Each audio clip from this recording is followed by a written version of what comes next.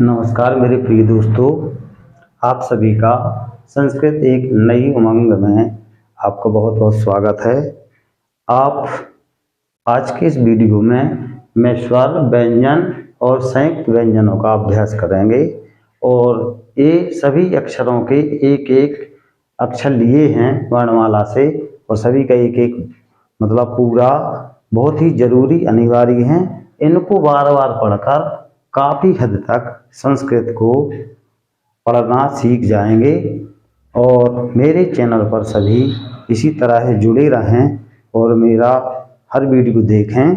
और तो शुरू करते हैं दोस्तों आज का यह वीडियो क्लास। तो सबसे पहले स्वर हैं, इन स्वरों का अभ्यास करते हैं। तो अश्वहा, अश्व यानी घोड़ा, घोड़े को संस्कृत में अश्वहा बोलते हैं। आम्रम, आम्रम यानी आम, आम्रम यानी आम। इष्टिका, इष्टिका मतलब ईंट, जिससे मकान बनते हैं उसे संस्कृत में इष्टिका कहते हैं। ईशहा, ईश यानी ईश्वर परमात्मा, ईशहा। इसके बाद उष्टहा, उष्ट यानी ऊंट, जिसकी कुगड़ होती है उसको संस्कृत में उष्टहा बोलते हैं। ऊणा, ऊणा मतलब ऊन, जिसके कपड़े बनते हैं। इसके बाद है ऋषि, ऋषि यानी जो तप करते हैं ऋषि। तो ऋषि, ऋषि में दो विसर्ग लग जाते हैं तो ऋषि ही यानी ऋषि जो तप करते हैं। एणहा, एणा मतलब बारहसिंगा, एक जानवर होता है जिसके 12 सींग होते हैं उसे एणहा कहते हैं। इसके बाद दोस्तों इंद्रजालिका, इंद्र, इंद्रजालिका यानी जादूगर, जो बच्चों को जादू दिखाते हैं उन्हें इंद्रजालिका कहते हैं। इंद्रजालिका यानी जादूगर। इसके बाद है औष्ठौ, औष्ठ यानी ओंठ, यह एक द्विवचन शब्द है औष्ठ, क्योंकि 2 ओंठ होते हैं। इसके बाद है औषधम, औषधम यानी दवा, जो मुझे तकलीफ होती है तो हम लोग संस्कृत में उसे औषधम बोलते हैं और हिंदी में उसे दवा बोलते हैं। इसके बाद हैं व्यंजन, व्यंजनों में कमलम, कमलम यानी कमल, कमल का फूल।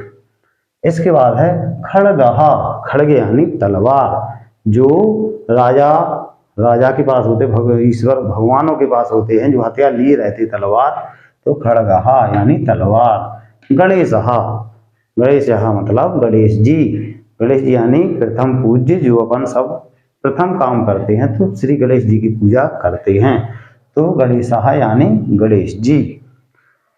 घटाहा यानी घड़ा, घड़ा जिसमें पानी भरते हैं उसे संस्कृत में घटाहा बोलते हैं। इसके बाद है गंगा, गंगा को हिंदी में भी गंगा बोलते हैं, सिर्फ अंतर इतना है कि इस गंगा में ये पंचम लगा है और ये में गंगा और ये गंगा दोनों गंगा ही हैं, गंगा को गंगा। चक्रम, चक्रम यानी पहिया या चका, जो पहिया गोल होता है उसे चक्रम यानी पहिया बोलते हैं संस्कृत में, चक्रम। तो जलयानम यानी पानी का जहाज, जलयानम जल का यान, जलयानम यानी पानी का जहाज। इसके बाद दोस्तों झराहा, झरा यानी झरना, जो झरना किलकिल करते हैं, झरना बहते हैं, झराहा, संस्कृत झरा को झरना हिंदी में कहते हैं। इसके बाद है पंचुहु, पंचुहु यानी पक्षी की चोंच। इसके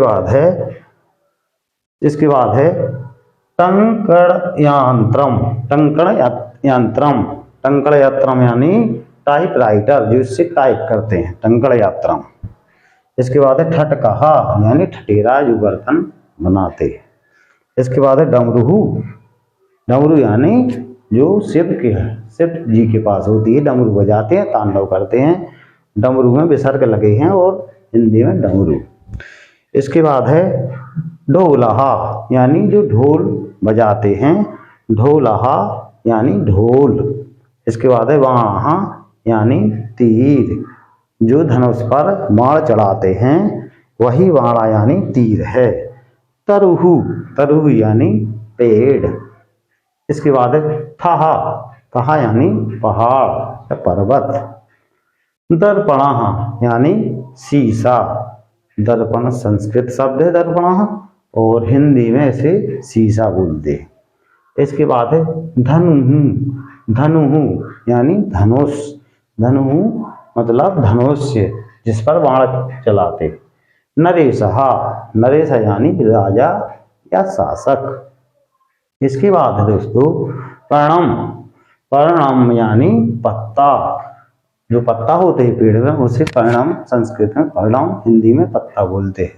फणी, फणी जिसका फन हो। फणी यानी सांप। बकाहा, बका यानी बगुला जो सफेद होता है, तो बका यानी बगुला। भल्लुका, भल्लुका यानी भालू। इसके बाद है मयूरहा, मयूर यानी मोर। इसके बाद है यज्ञहा यानी यज्ञ, सिर्फ इसमें विसर्ग लगे हैं। यज्ञः, यज्ञ, यज्ञः को हिंदी में यज्ञ बोलते। रथहा विसर्ग लगा है, रथ, रथा को रथ बोलते। लड्डूहु, लड्डूहु यानी लड्डू या मोदक, जो भगवान गणेश जी को बहुत प्रिय हैं, वो उनकी मनपसंद व्यंजन है। तो लड्डूहु यानी लड्डू या मोदक। इसके बाद है बटाहा, बटाह यानी बरगद का पेड़, बरिया का पेड़, बरगद का पेड़, बटाहा। इसके बाद है ससकहा, ससक यानी खरगोश, जो बहुत प्यारा होता है देखने में, उसे संस्कृत में ससकहा कहते हैं और हिंदी में उसे खरगोश बोलते हैं। इसके बाद है षटपद, षटपद यानी भंवरा, जो फूलों पर भ्रमण करता है, घूमता है। इसके बाद है सरहा, सरहा यानी तालाब, जैसे सुना होगा संस्कृत में सरोवर, इसी प्रकार इसमें सिर्फ सरहा है यानी तालाब। इसके बाद है हलम, हलम यानी हल, जो खेती में काम आता है। इसके बाद है संयुक्त व्यंजन, संयुक्त व्यंजन में क्षत्रियः यानी क्षत्रिय। इसके बाद है त्रिसम, त्रिसम यानी बगीचा, और ज्ञानी यानी विद्वान। अब ज्ञानी में विद्वान देखो लिखा गया है, वा में छुट्टी की, आधो दा, वा में यहाँ की ना, विद्वान, ज्ञानी यानी विद्वान। तो इस प्रकार के स्वर व्यंजन और संयुक्त व्यंजन हैं, इनको इस YouTube चैनल पर बार बार अभ्यास करें और अपने बच्चों को कराएं, ताकि बार बार देखने से काफ़ी हद तक याद हो जाएगी। और 2-3 बार इस प्रकार के देखेंगे तो सभी इसको भली भांति समझ पाएंगे। चाहे तो स्क्रीनशॉट ले सकते हैं। आप सभी इस कक्षा में जुड़े रहे और सुना, समझा और इनका अभ्यास किया। आप सभी का बहुत बहुत धन्यवाद, और आप सभी का इसी प्रकार प्यार मिलता रहे, सभी का सहयोग, और सभी मेरा मनोबल बढ़ाते रहें। आप सभी का पुनः बहुत बहुत धन्यवाद। शुभ रात्रि दोस्तों।